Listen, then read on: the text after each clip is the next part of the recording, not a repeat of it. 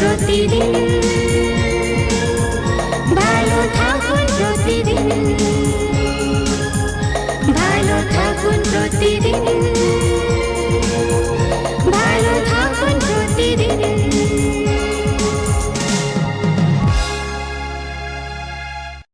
ওম শান্তি।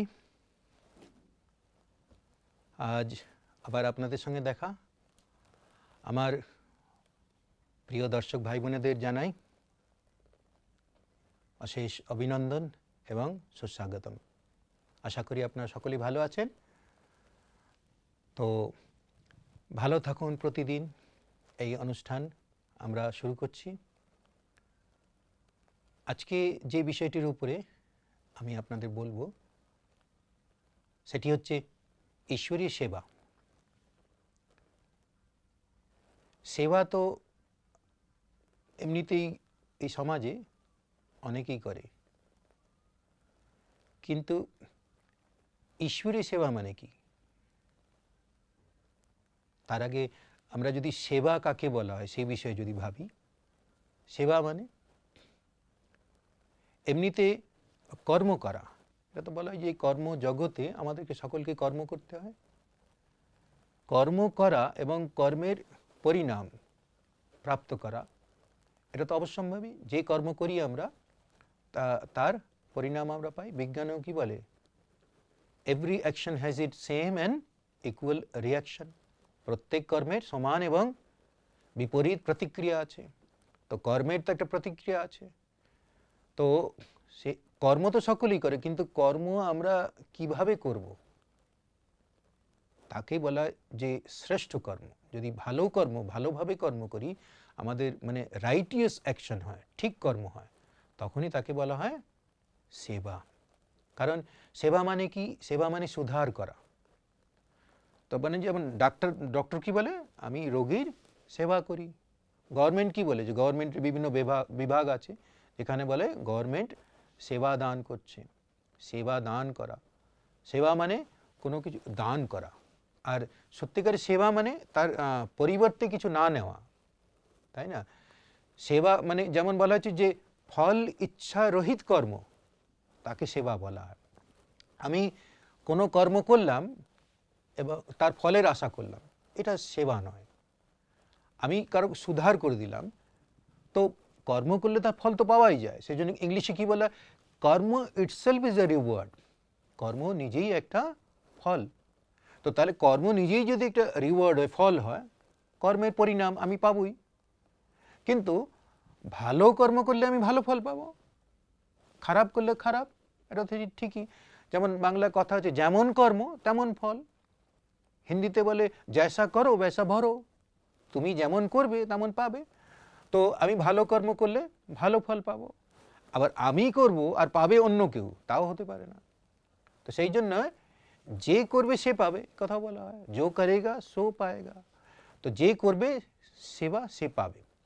এখন কি হয় সেবা করলে কি লাভ? বলে সেবা করলে তখন আমরা উপরওয়ালা ঈশ্বরের আশীর্বাদ পাই। ঈশ্বরের আশীর্বাদ পাই, যাদের সেবা করি তাদের আশীর্বাদ পাই।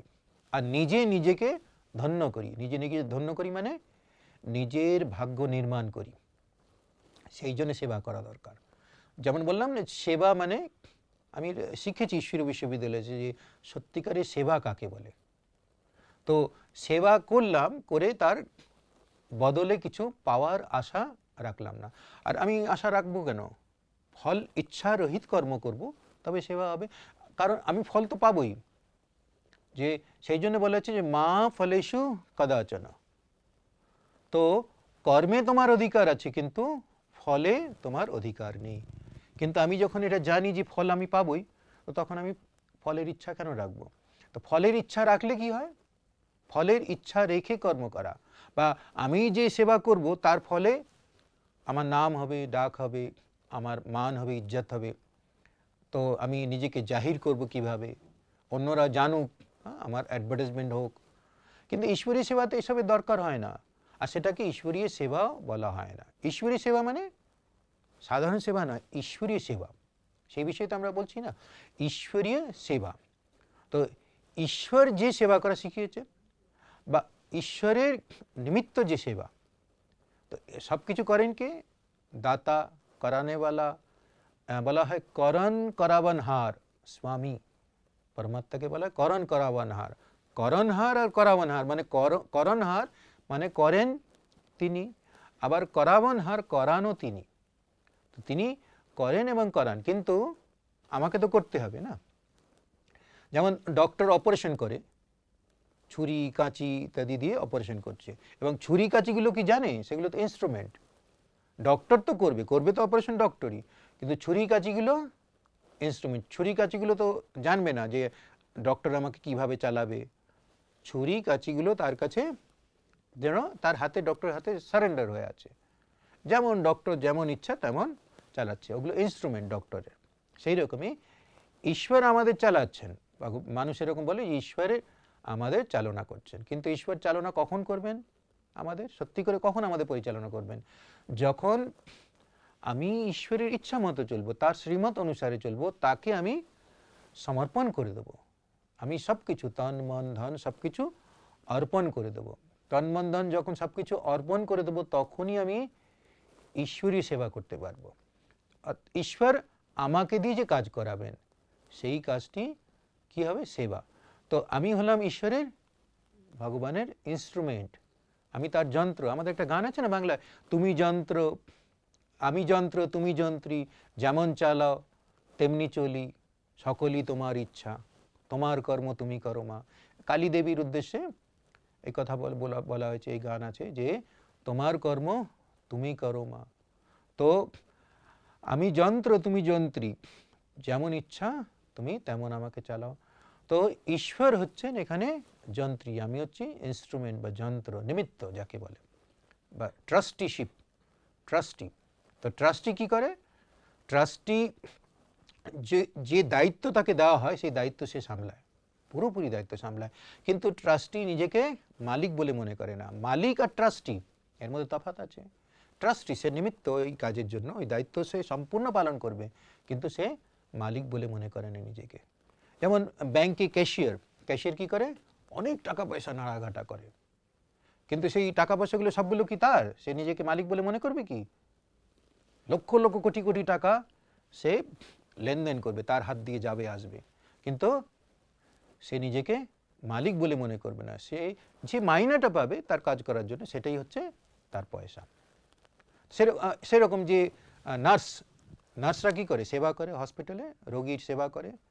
তো কত রকমের রোগী আসে, বিভিন্ন পরিবার থেকে বিভিন্ন রকমের রোগী আসে, তাদের সম্পূর্ণ সেবা করে। কিন্তু কি মনে করে? ওই রোগীজন তাদের কেউ আত্মীয় স্বজন এরকম কখনো হতেও পারে, কিন্তু যত রোগীজন আসে তাদের প্রতি সে নিমিত্ত হয়ে সেবা করে, যাকে বলে নার্সিং। নার্সিং করা মানে সেবা শুশ্রূষা করা। তো সেখানেও সে কি নিজেকে তার কারোর সঙ্গে তার অ্যাটাচমেন্ট হয়ে যায় না, মোহ হয় না, সেটাও সেবা। কিন্তু ঈশ্বরীয় সেবা যখন বলা হচ্ছে, যে তখন আমি সম্পূর্ণ ট্রাস্টি হয়ে, ঈশ্বর হচ্ছে মালিক, তিনি হচ্ছেন স্বামী, তিনিই মালিক, তিনিই সব কিছু করাচ্ছেন, আমি নিমিত্ত। তো আমার তন মন ধন, অর্থাৎ এই আমার শরীর, আমার মন, আমার ধন, আমার যা কিছু, ধন মানে কেবল টাকা পয়সা নয়, ধন মানে আমার কাছে যা কিছু ধন আছে, বিদ্যা ধন, বুদ্ধি ধন, আমার অনুভবের ধন, আমার মনের যে শুভ চিন্তা আছে ধন, সেটা হচ্ছে ধন। অশুভ চিন্তা একে তো ধন বলা যায় না। শুদ্ধ চিন্তা, আমার যে সংকল্প, শুভ সংকল্প, এই সব কিছু হচ্ছে আমার ধন। আমার মধ্যে যে গুণ আছে, জ্ঞান আছে, শক্তি আছে, তো সেই সব কিছুই হচ্ছে আমার ধন। তো তন মন ধন এই সব কিছু দিয়ে আমি ঈশ্বরকে অর্পণ হয়ে গেলাম, আর অর্পণ হয়ে আমি তার সেবাতে জুটে গেলাম। তো তাকেই বলা হবে ঈশ্বরী সেবা। এবং যেমন ঈশ্বরের সেবাকেই বলা হয় যে শ্রেষ্ঠ কর্ম বা সুকর্ম। আর ঈশ্বরী সেবার ফলেই আমাদের পুণ্য জমা হয়, আশীর্বাদ জমা হয়, আর জীবন সুন্দর হয়, সুখময় হয়। আমি অন্যের যখন সেবা করছি, অন্যের জীবনকে আমি সুন্দর শ্রেষ্ঠ বানানোর জন্যই সেবা করছি, তাতে অন্যের জীবন শ্রেষ্ঠ হলো, সুন্দর হলো। তো সেবা করছি মানে যেমন বললাম সুধার করছি, অর্থাৎ তার মধ্যে যা কিছু খারাপ আছে সেগুলো, যেমন ডক্টর কি করে, রোগীর যা কিছু খারাপ রোগ আছে সেগুলোকে দূর করে দিলে কি স্বাস্থ্যবান হয়ে যায়, স্বাস্থ্য ঠিক হয়ে যায়। সে নিরোগী হয়ে যায়। তো সেই রকমই আমি অন্যের সেবা করছি মানে অন্যের মধ্যে যা কিছু দোষ আছে, চারিত্রিক দোষ আছে, মানসিক অসুবিধা আছে, কমজোরি আছে, সেগুলোকে আমি দূর করার জন্য সেবা করছি। তো এই সেবাকে বলা হয় শ্রেষ্ঠ কর্ম। শ্রেষ্ঠ কর্মকেই সংক্ষেপে বলা হয় ঈশ্বরী সেবা, বা আমরা সংক্ষেপে সেবাও বলি। তো ঈশ্বরী সেবা বা শ্রেষ্ঠ কর্ম, এটা আগে জানার আগে কর্ম যে মুখ্যরূপে 3 রকমের হয় এটাও জানা দরকার। 3 রকমের কর্ম কি হয়?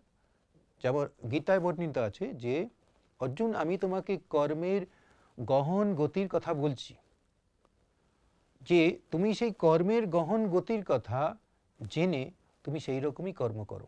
কর্মের গতি অতি গুহ্য, অতি গহন, অতি গোপনীয়, আবার অতি বিস্তৃত। তাকে জেনে তুমি সঠিক কর্ম করো আর শ্রেষ্ঠ কর্মই করো। তো কর্ম 3 প্রকারের। কর্ম তো সকলেই করে, কিন্তু কীরকম কর্ম করছে? কর্ম হচ্ছে বিকর্ম, অর্থাৎ বর্তমান সময় মানুষ যেটা করছে সেটা আমরা আগে শুনি যে বিকর্ম কাকে বলে? বিকার জনিত কর্ম, তাকে বলে বিকর্ম বা পাপ কর্ম। তারপরে হচ্ছে সুকর্ম, অর্থাৎ ঈশ্বর এসে যে সুকর্ম বা শ্রেষ্ঠ কর্ম শেখান তাকে বলে সুকর্ম। আর তারপরে সুকর্মের খাতা, অ্যাকাউন্ট যত জমা হবে তখন সেই জমা খাতা আমি উপভোগ করি, তখন তাকে বলা হয় অকর্ম। অকর্ম মানে যেমন বলেন এই যে অকর্ম কে করে রেখেছে এরকম বলে, সেই অকর্ম না। অকর্ম মানে যাকে ইংলিশে বলে নিউট্রাল অ্যাকশন, যে কর্মের কোনো পাপ জমা হয় না, পুণ্য জমা হয় না, তাকে বলা হয় অকর্ম। তো তাহলে আমরা দেখলাম বিকর্ম, সুকর্ম আর অকর্ম। তো বিকর্ম কখন থেকে আরম্ভ হয়? যখন দ্বাপর যুগ শুরু হয়। এই সৃষ্টিতে 4টে যুগ আছে, সত্য, ত্রেতা, দ্বাপর, কলি। এই 4টে যুগের মধ্যে দ্বাপর যুগ যখন থেকে শুরু হয় তখন থেকে জ্ঞান মানুষের মধ্যে থেকে লুপ্ত হতে থাকে। এই বিষয়ে বিস্তারিত আমরা পরে জানবো, এখন এখানে তো বলা সম্ভব নয়। তো দ্বাপর যুগ থেকে জ্ঞান লুপ্ত হতে থাকে, তখন মানুষ বিকারের বশীভূত হয়। আর বিকারের বশীভূত হয়ে বিকারজনিত, অর্থাৎ বিকার থেকে যে উৎপন্ন হয়েছে যে কর্ম, বিকারের দ্বারা যে কর্ম করা হয়েছে, বিকারের বশীভূত হয়ে যে কর্ম করা হয়েছে তাকে বলে বিকর্ম বা পাপ কর্ম। অনেক সময় মানুষ বলে না যে শ্রেষ্ঠ কর্ম, পুণ্যকর্ম বা পাপ কর্ম কাকে বলা হয়, এই সম্বন্ধে মানে দ্বিধা আছে, দুবিধা আছে যে এটা কোনটা শ্রেষ্ঠ কর্ম, কোনটা পাপ কর্ম, কোনটা পুণ্যকর্ম, কোনটা এটা অনেক সময় বোঝা যায় না, কোনটা সত্য কোনটা মিথ্যা, কোনটা ঠিক কোনটা বেঠিক। তো ঈশ্বর যাকে পরম শিক্ষক বলা হয় তিনি আমাদের একটি মিটার দিয়েছেন। সেই মিটারটা কি? যে বলা হয়েছে, তিনি বলেছেন যে যখন তুমি কোনো কর্ম দেহ চেতনার ঊর্ধ্বে যে আত্মচেতনায় থেকে নিঃস্বার্থভাবে কোনো কর্ম করবে তখন তাকে বলা হবে সুকর্ম বা পুণ্যকর্ম। আর যখন তুমি দেহ চেতনায় আবদ্ধ হয়ে মনোবিকারের বশীভূত হয়ে স্বার্থপূর্ণভাবে, স্বার্থযুক্তভাবে যখন কোনো কর্ম করবে তখন তাকে বলা হবে পাপ কর্ম বা বিকর্ম। তো দ্বাপর যুগ থেকে বিকর্ম করতে করতে বর্তমান সময়ে কলিযুগে বিকর্মে বা পাপ কর্মে ভরপুর হয়ে গেছে এই দুনিয়াটা। সেই জন্য কি বলে ঘোর কলিযুগ পাপের দুনিয়া, পাপে একদম ভরপুর। মানে পাপের ঘোড়া ভরে এবার যেটা ফাটার অবস্থা এসছে, পাপের ঘোড়া ভরে কি হবে? ফেটে যাবে। আর আরেকদিকে ঈশ্বর যখন আসেন, কোন সময় আসেন? যখন বলে যখন যখন ধর্মের গ্লানি হয় তখন ঈশ্বর আসেন। কখন হয় ধর্মের গ্লানি? প্রত্যেক যুগে কি ধর্মের গ্লানি হয়? না, তা কখনো সম্ভব নয়। তাহলে ঈশ্বর যে এসে একটা নতুন সুন্দর সুখদায়ী সম্পন্ন দুনিয়া তৈরি করেন, সেটা কি করে হলো? তিনি তো বলে যে মহাভারতের যুদ্ধ হলো, তখন কি হয়? পরিত্রাণা সাধুনাম, সাধু ভালো লোকেদের উদ্ধার হয়, আর যারা ভালো লোক তাদের উদ্ধার হয়, ধর্ম স্থাপন হয়, ধর্ম সংস্থাপনার্থায় সম্ভবামি যুগে যুগে। যুগে যুগে মানে এমন নয় যে প্রত্যেক যুগে যুগে পরমাত্মা আসেন, আমরা প্রত্যেক যুগেই খারাপ করে ফেলি, নষ্ট করে ফেলি, আর প্রত্যেক যুগে যুগে তিনি আসেন না।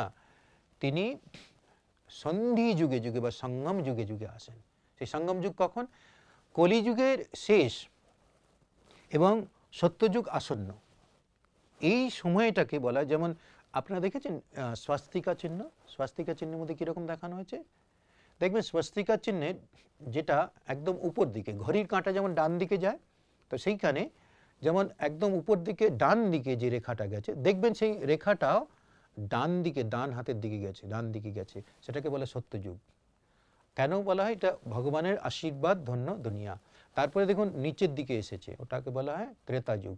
কিছুটা ত্রুটি এলো, আচ্ছা নিচের দিকে একটু অধোগামী হলো, সেই জন্য নিচের দিকে দেখানো হচ্ছে। তারপরে দেখানো হচ্ছে বাঁ দিকে গেছে, সৃষ্টিচক্র বা স্বস্তিকা, তার মধ্যে দেখেন বাঁ দিকে এসছে, মানে বাঁ দিককে ভারতবর্ষে অশুভ দিশা মানা হয়। বাঁ হাত দিয়ে কোনো কিছু দান করা, দেওয়া নেওয়া অশুভ মনে করা হয়, তো বাঁ দিককে অশুভ মানা হয় ভারতবর্ষে। তো ওই দিকটা যখন অশুভ শুরু হলো, অশুভ বা মায়াবী শক্তি প্রবেশ করলো। আর তারপরে দেখা যাচ্ছে উপর দিকে গেছে, উপর দিকে গেছে মানে উন্নতি হয়ে গেছে তা নয়, অতি হয়ে গেছে। কিসের অতি? দুঃখের অতি। জিনিসপত্রের দাম অতীতে চলে গেছে, আকাশ ছোঁয়া দাম। বিজ্ঞান অতীতে চলে গেছে, মানুষের যে দুশ্চরিত্র দুর্গুণ অতীতে চলে গেছে। তো যখন অতি হয়ে যায় তখন তার অন্ত হয়। সেই জন্য বলা হচ্ছে না সর্বমত্যন্ত গর্হিতম। তো যখন এইরকম অন্তিম অবস্থা আসে কলিযুগে, একদম সব কিছু অতি হয়ে যায়, তখন তার অন্ত হবে। অন্ত হয়ে সব কিছু সমাপ্ত হয়ে যাবে, প্রলয় হয়ে যাবে তা নয়, কিছুই থাকবে না তা নয়। কারণ এই সৃষ্টি তো অনাদি, বলা এই সৃষ্টি পাঁচ তত্ত্বকে কখনো খতম করাও যায় না, নাশ করাও যায় না, আবার উৎপত্তিও করা যায় না। কিন্তু এর পরিবর্তন এতে আছে।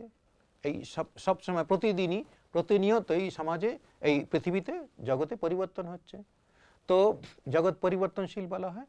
তো এটা পরিবর্তন হচ্ছে প্রতিদিন, কিন্তু পরিবর্তন হচ্ছে, কিন্তু তার মানে এই নয় যে সমাপ্ত হয়ে যাবে। কিন্তু মহাপরিবর্তন, তার কলিযুগের যে একদম অন্তিম চরণ চলছে এই সময়, আর সত্যযুগ তারপরে আসবে। একদম অপোজিট হবে, যে কলিযুগে যেখানে মারামারি, হানাহানি, দুঃখ, অশান্তিতে ভরপুর, পাপে পরিপূর্ণ, সেইখানে পুণ্যময় দুনিয়া, সুখ শান্তিতে ভরপুর দুনিয়া সত্যযুগে। তো এই যে কলিযুগের অন্তিম সময়, এই সময়টাকে বলা হয় পুরুষোত্তম সঙ্গম যুগ, কল্যাণকারী যুগ। এই কল্যাণকারী যুগে পরমাত্মা এসে আমাদের শেখান যে কিভাবে তোমরা কর্ম করবে। পরমাত্মা যে শেখান তাকে বলে পরম শিক্ষক। যেমন তিনি পরম পিতা, তেমনই পরম শিক্ষক, আবার পরম সদ্গুরু। তো তিনি পরম শিক্ষক হয়ে বা পরম সদ্গুরু হয়ে আমাদের শ্রেষ্ঠ কর্ম শেখান। সেই কর্মকে বলা হয় সুকর্ম। তো সুকর্ম আমরা কিভাবে করি?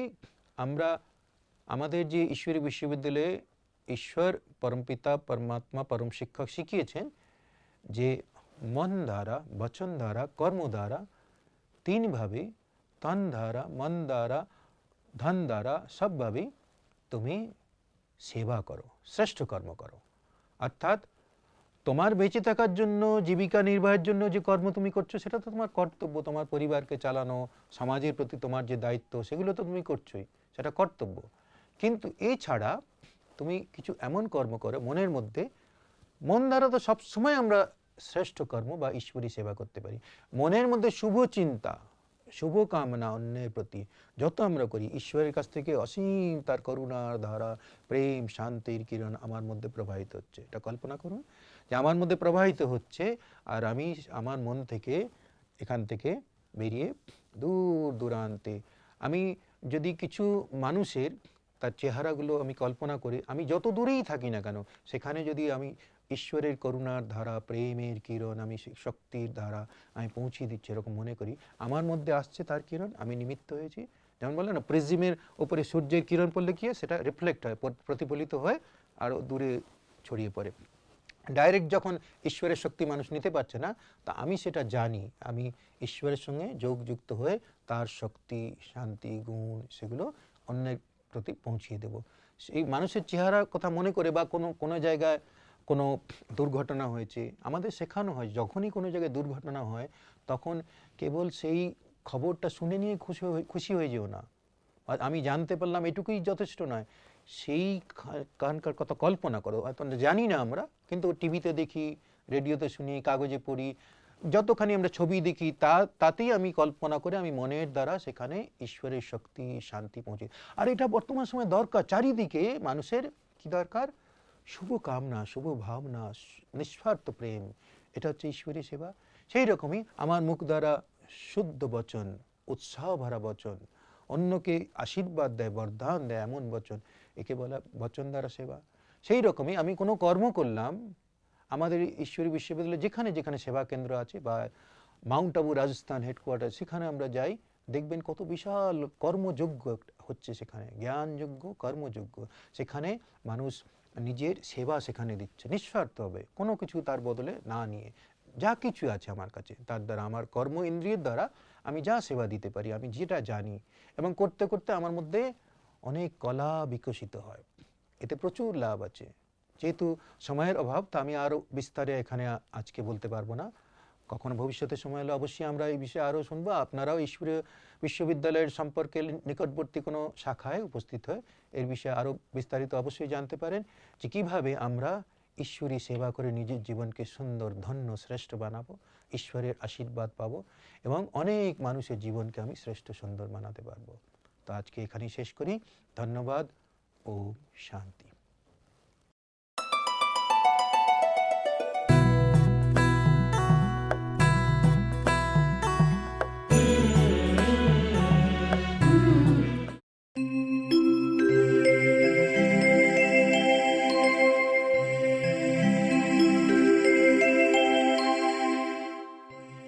আগুনের পরশমণি ছোঁয়াও প্রাণে, এ জীবন পূর্ণ করো, এ জীবন পূর্ণ করো, এ জীবন পূর্ণ করো, এ জীবন পূর্ণ করো দহন গানে।